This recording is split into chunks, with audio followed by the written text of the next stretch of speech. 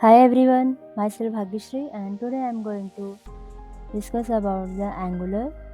In that I have to be discuss about the error handling.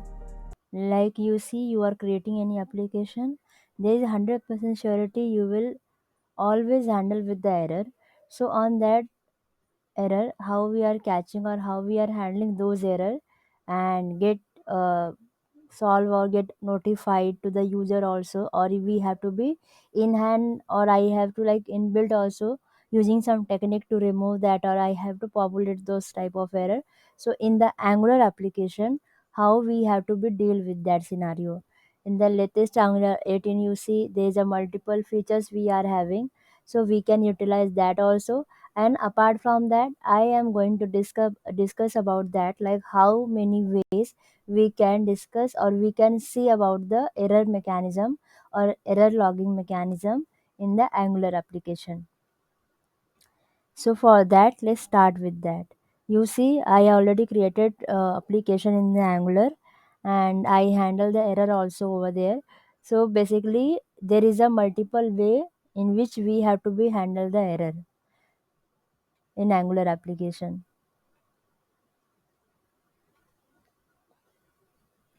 First, you have to be like every developer knowing it is a best, I will say fundamental one, try catch block. So in the try catch block you see we normally what we are doing normal like oops concept applying, handling the logging or handling the main logic in the try and capturing those issue what is we are sending from the try block to in the catch block. So one of the like best mechanism we can go with the try catch block, handle the error over there. Second, I have error handler. In Angular, error handler is a like built-in mechanism or built-in class that can be extended to a customized global error handling across your application. In the Angular error handler, it is not a like some specific level; it is a global error handling mechanism, and this centralize the error management and ensure a consistent and user experience. You see, for the example, I have this class custom error handler which is implementing the error handler, and this will be going to be handle error or issues as a global level, and this error handler I am getting from my Angular core. So I have to be implement from this error handler. Inside that I have to be write one method like handle error with the any data types, and I have to write my logic to handle the error globally here. Okay, this is the second mechanism to handle the error in the Angular application. Third, I have RxJS catch error operator. So in that what happen, for asynchronous operation involving the observable, the catch error operator from the RxJS library is valuable tool. So it enable you to intercept and handle the error elegantly. So you have a like asynchronous operation is a enterprise level of application. You are handling most of the request response over there. So on that scenario, this will be a best suited condition or best option which we can use it. So this is RxJS catch error operator. In that I have to be use this catch error from my RxJS operator, and again I have to be use some method. Some, for example, you see here some observable with the pipe mechanism. I capturing the error with the help of catch error. Inside that I have to be throw error. Otherwise, you can use the some tool services to properly, beautifully show the response what we are getting from the error as a user page or pop up, I will say. And in that also we can go with the like logging strategy. Logging strategy, I will say, logging goes hand in hand with the error handling, offering insight into your application's behavior also in the logging. So, in what we can see in that, first we have like console.log. So, where we can see like debugging purpose, what we are response getting from any particular operation, we can go with the console.log with the data what we are receiving in the logging strategy. Second, I can use the logging libraries like I have libraries like NGX logger, Angular 2 logger. This library provides the features such as like log level, advanced formatting, and compatibility with the various log aggregation tools. For example, you see I have imported the NGX logger from the NGX logger, And in class my component in the constructor, you see I just injecting the services, that is NGS logger, and I have to be use that mechanism which is considering in the logger, like we have a info, warning, error message, error method. So we can go with that method to show the types of error what we are getting. Third, I have a server side logging.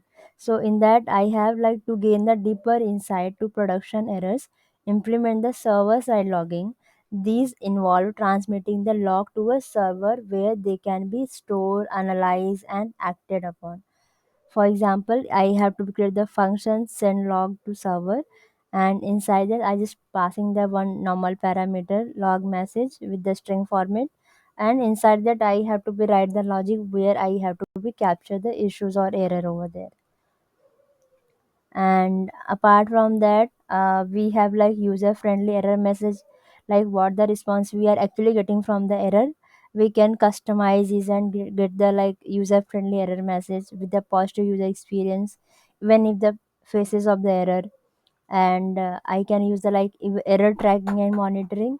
Error tracking and monitoring will be tool to keep your application health in check. Service like Sanitary and Rollbar can capture and report the error in real time, allowing you to provide the address issue before they impact the users. And most of the time, I am also using this handling HTTP errors. Like when I'm creating the API services to get the data from my .NET Core API to send those API data to my Angular application, Angular component. So on that also I have to be handle this error. So over there also I'm using this RxJS operator like retry and catch error to handle the HTTP error gracefully. For the example you see here,